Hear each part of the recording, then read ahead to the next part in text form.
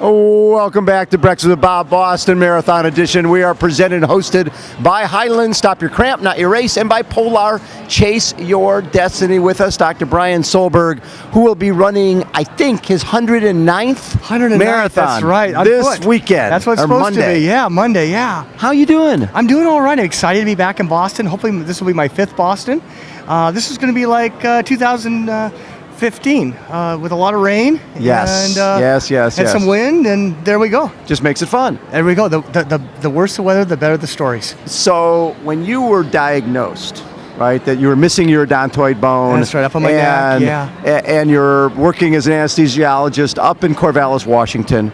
And they basically tell you, one, you're lucky you're alive. That's right. And two, we've got to fuse your neck. There we go. And basically, they didn't say, oh, and then you're going to go off and run 100 marathons. Right? No. What was the prognosis? We weren't really sure how well I was going to do. I'm the oldest known survivor of this. Yes. After both surgeries, each a year apart, 2000, 2001, moderate to severe spinal cord shock, arms, legs not working well. Just lucky enough that I'm able to breathe and survive, let alone be able to walk or shuffle as I do now. Yeah. But at the time, I mean, you were working as a anesthesiologist. You'd played football. You'd had all these. I mean, realistically, you could have died on a football field. That's right. Yeah. I mean, you were very lucky that you're with us now. Yeah. It was just we're not really sure how it happened. I did have a very strong musculature around my neck from wrestling. Right. And I was very strong compared to that. They're not sure how it was, but I'm still here. Yes, you are. And then you moved from Corvallis down to San Diego. That's right. What brought you there? I had lost my job in Oregon as an anesthesiologist, made a living with my hands. My hands don't work very well now. I was incomplete quadriplegic. And we were going to get work in San Diego in the medical field as well as the medical legal field in San Diego. And in terms of what you're dealing with now compared to right after the surgery, do you have less mobility, more mobility? Is it stayed about the same? I definitely have more mobility because right after the surgery, you have damage to your spinal cord. It's called spinal cord shock. Think about swelling like when you break an ankle or sprain a finger, and the swelling around there stops it from working. Over the months that followed, relearning to walk, relearning to use my hands and arms as best as possible, that worked.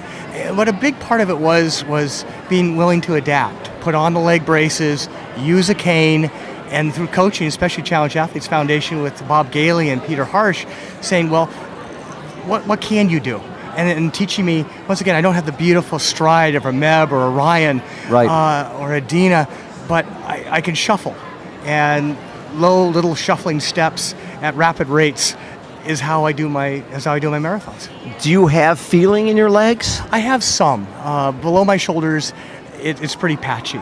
Okay. I will, if I do hurt myself, especially my foot, I will bleed through my shoe before I know I have a problem. So, so you'll have an injury and not feel it. I have to be very cautious. Very careful with my sock and brace and system of whatever, let's say body glide or whatever I have on my feet. Yeah. So when you moved to San Diego, you ended up coming out to the San Diego Triathlon Challenge. A friend dragged me down there. I was on the couch. You didn't want to go. I wasn't doing anything. And why do I want to go to triathlon? I'm the furthest from a triathlon. I didn't do triathlon before this happened. I didn't triathlon before this happened, yeah.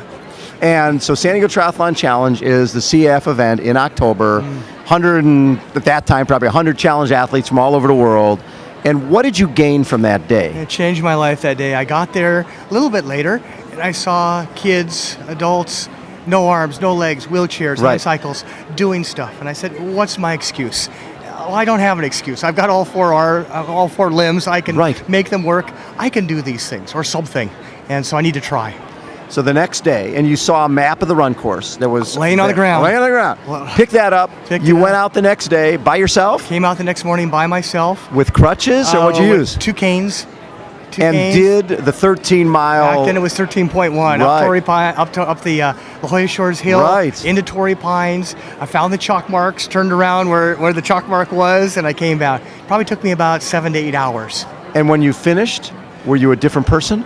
I felt, I can do stuff. I can do this. If I can do this by myself, if I get some help, if I have other courses where I'm supported, who knows what I can do. And what did that lead to?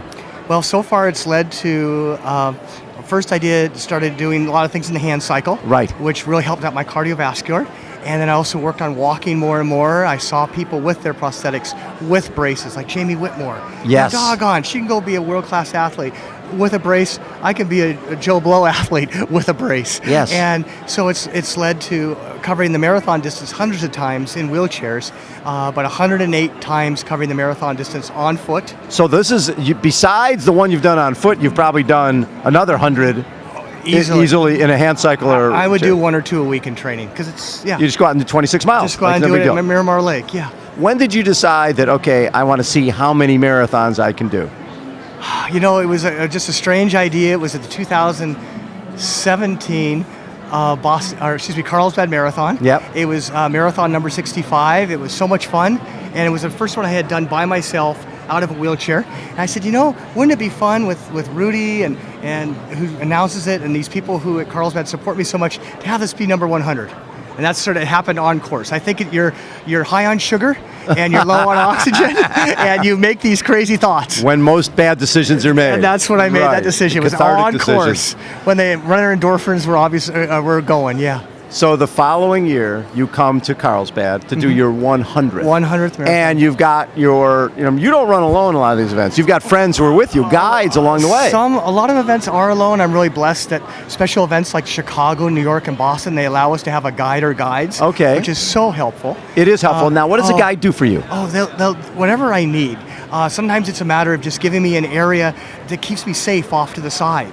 And sometimes my hands are shaking so bad I can't get my goos open, or my gel packs, and they'll do that. Chicago, which was a very warm day, my guide ran ahead, got her water or Gatorade, and before each said, "What do you want?" I said, "I'd like a Gatorade and 2 waters, one to drink and one to put on my head." Right. And so I'd get through the aid station, not to worry about the water station, be there, she'd be waiting with them, and it was just so much easier and takes away so much of my energy that I have to spend.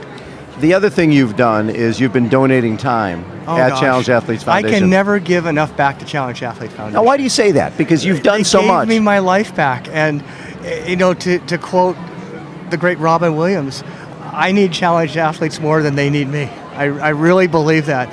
But I can never give them back enough. How can you repay somebody for giving your identity, giving your life back? My kids were fortunate enough to have an active dad who did his best and coached their teams and learned. And was a scout leader. I still am. Fortunately, yeah. I hopefully won't be a scout master. Hopefully I get to be promoted to Scoutmaster Emeritus, but continue to help this fall. It's been 17 years as Cub Master and/or Scoutmaster. You are a guy who really spends his life giving back. What do you gain from that? From Scouts, from CAF, from so much that you're doing for other people? I think I get way more back than I can ever give. I feel so happy. People say, "How do you find yourself?" I say, "Well, find yourself in giving back to other people." And what we do for ourselves dies with us, but what we do for others, truly lives on. And to watch these families on Facebook, even though all throughout the world and the United States, and to just see what they're doing. And every once in a while they'll tag me and say, "Hey, Dr. Bryon, look at what Zion did today." And I just, oh my gosh, how nice is that? So when you did finish your 100th, what was the feeling like? It felt great. It was really wonderful to do it. But at the same time, it's like Challenge Athletes Foundation. You're in that zone of acceptance of what's next. And okay, I did this. What's next? For people who have not run Boston before, what is special about this event? I think it's the people. And of course, it's a wonderful course. I love how it varies throughout. Yes. You have your 8 different towns, villages, cities that you run through. The people, excuse me. No.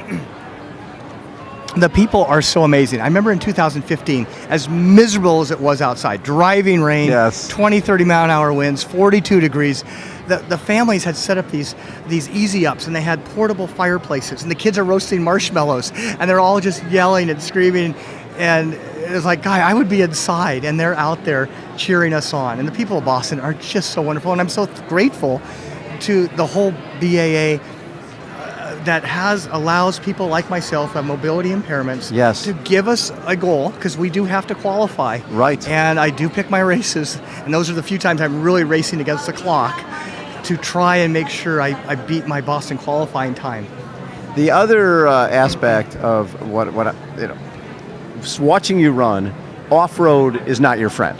right? Because you could trip anytime. You just did 100K. I did I took a horrible fall at the San Diego half on the flat sidewalk. I went down, so I could go down anything. I did 100K, 62 plus off miles. road, right? It was a combination. There was a little bit of road. Most of it was gravel. Most of it was trail. Okay. A little bit of gravel road, and most of it was trail. At Lake Kuimaka, 4,000 feet elevation or so. Look at everything you're doing. It's just, gosh, but thank you. And thank you, because without challenge, I mean, you and Jeffrey and Rick, who started CAF, I mean, how many thousands of lives, not just the athletes, but all the families. The families and is what their matters. friends, and the kids at the school who see these. I mean, who knows how many thousands and thousands and thousands of people you have affected. So thank you to you. What do you feel was your lowest point? Lowest point was after the second surgery. Lost, basically my partner saying, well, we can't keep you on, and I understand. Right. And losing, as you say, my identity. Your identity, absolutely. As You're an a doctor. MD, as a doctor, as a critical care anesthesiologist who could do anything and keep anybody alive in any circumstances. Right. So, yeah. And then if someone had told you that day, when you realize this is my lowest point, you know what, in a few years, you're going to run 109 marathons. You're going to change perception of what somebody can do with bracing. And how much of a difference has the bracing made? Because we've seen the advancements in prosthetics and hand cycles, the lightness, the more durability. What have you seen? Because you have to find the best products. Well, I'm working on it. The braces just basically go after our areas that are so weak, right, and help the other parts and keep them from being our lowest point where we go down. And I'm excited about so many of the companies that are making more and more braces. I know that a lot of the insurance companies don't cover that yet. Yep. As we know, sports is an elective. No, it's not. Sports is an integral part of life, and I'm excited to try new things as they come out. Love it, Bryon. As always, thank you for being you. Good luck in your 109th marathon. 109 is really fine, right? Stay dry. It won't happen, but it's okay. Thank you so much, Bob, and thank you, John, also on the tech, man. Thank you. Dr. Bryon Solberg has been our guest. Again, this is Breakfast with Bob Boston Marathon Edition. We are presented and hosted by Highlands, Stop Your Cramp, Not Your Race, and by Polar, Chase Your Destiny. Hold on, everybody. We will be right back.